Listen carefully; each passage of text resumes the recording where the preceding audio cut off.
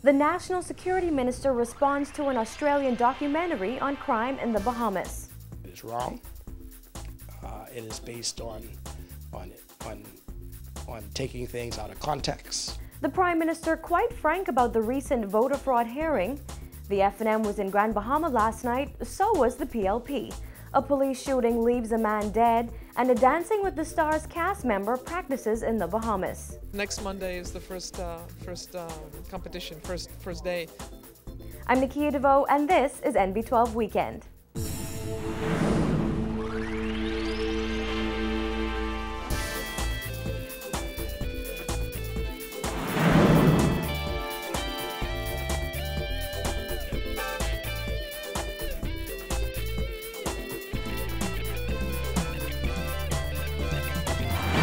Thanks for spending your Sunday evening with us. An Australian documentary on crime in the Bahamas has spread like wildfire over social media sites like Facebook and Twitter. Tonight we take a look at the documentary, and Tommy Turnquest responds to what he calls a distorted story.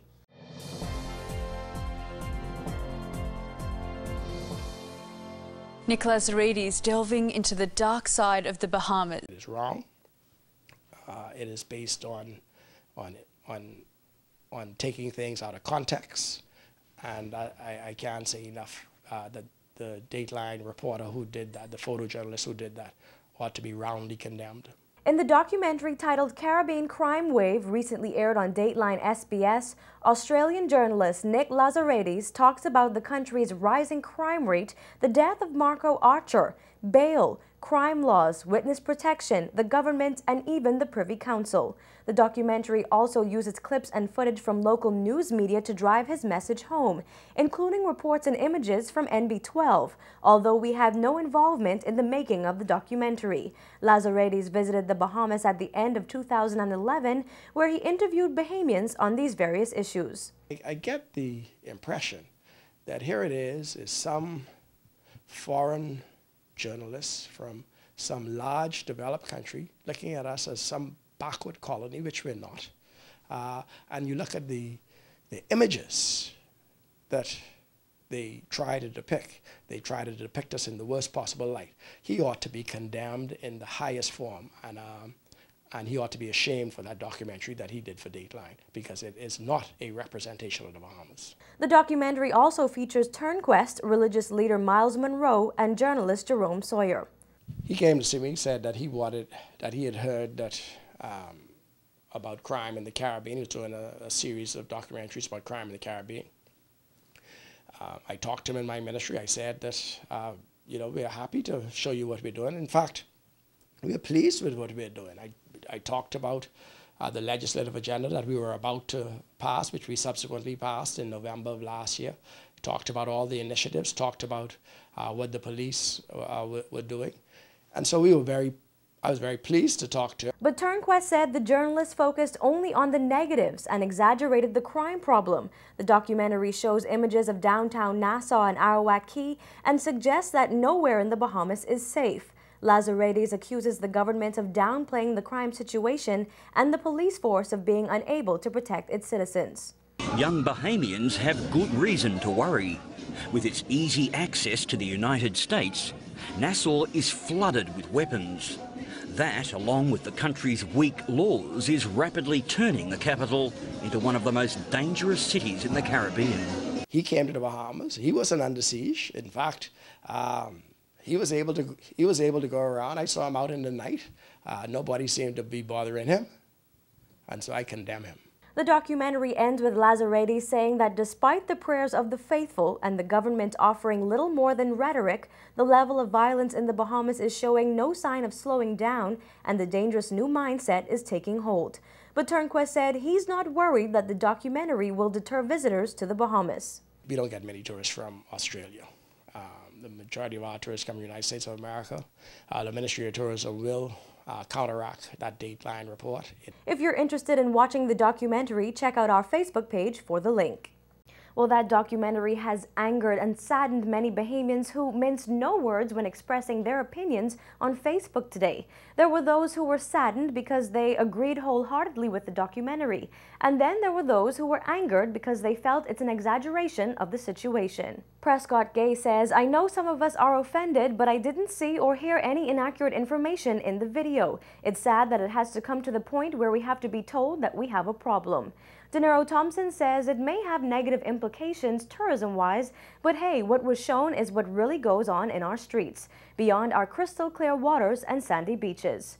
Ramon Darrell Gardner says crime in the Bahamas is definitely an issue, and I am certain most logical thinking Bahamians wouldn't disagree with me. I do have problems, however, that another country would make and broadcast such a film.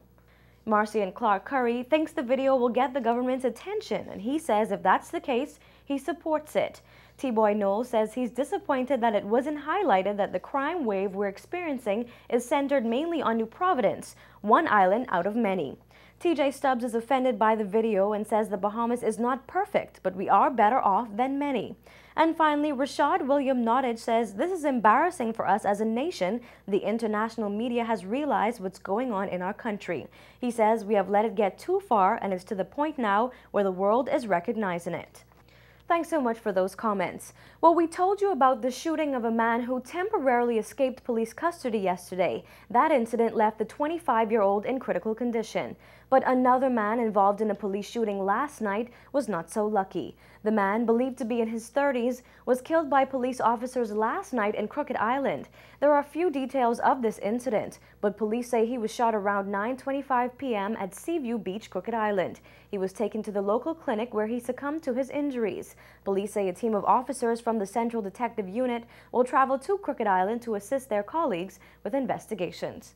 And police are also investigating an alleged drowning in South Andros that has resulted in the death of a 43-year-old man.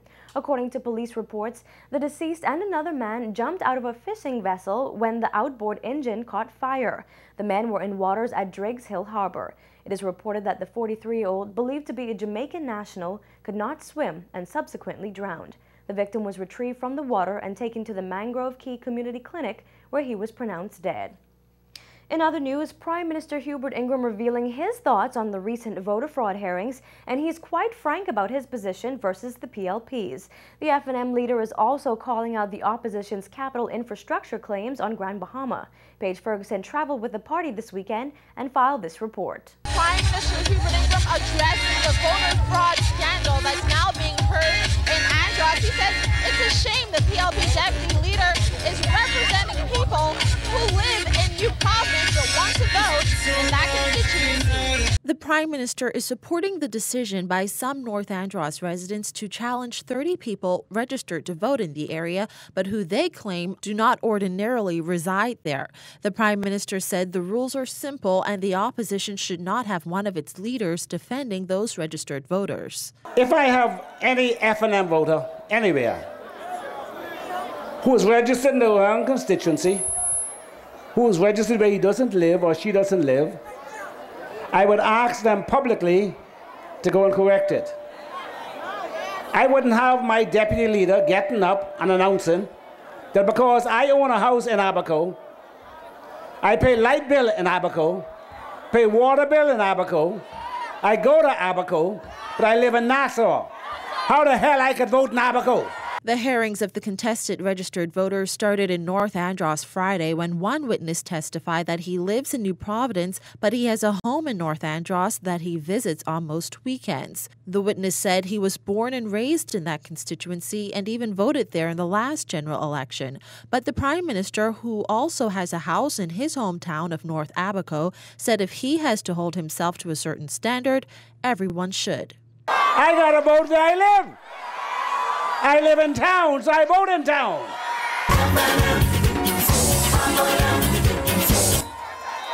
And that's what we want everybody to do. Vote where you live, not where you don't live. The Prime Minister was addressing a crowd of hundreds in the Russelltown and Martintown area after the opening of FNM candidate Pakeisha Edgecombe's West Grand Bahama constituency office. The FNM leader also hit out at the PLP's record of completing infrastructure projects on family islands. And after neglecting the good people of San Salvador, they went up there and they promised them, they say, now listen, we're going to build you 2 new schools. We ain't built none nowhere in the Bahamas in 5 years. But in San Salvador, we can build you 2 brand new schools. Are you serious? Dead serious. That's after they've been down here promising 2 schools down here too. Remember, just recently they were scoffing at us. Say we had a list of accomplishments. We were just building roads and clinics and airports and straw market and schools. They said they were things. In their world of confusion, delusion, a school was only a thing. Now suddenly they realize that schools are built for students and teachers, that they are used as community centers for the people.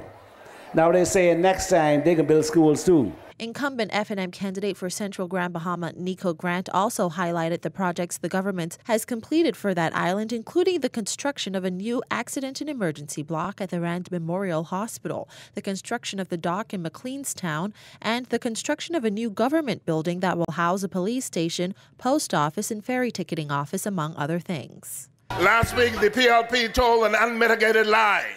There was no plans for the Freeport Fire Station. But we have secured the land. The grounds have been cleared. The bids are out. We are going to build a fire station in Freeport, Grand Bahama. Reporting from Grand Bahama, I'm Paige Ferguson for NB12. The Prime Minister also announced at that rally that 200 more young Grand Bahamians will join 1,000 other Grand Bahama residents as part of the National Job Readiness and Skills Training Program.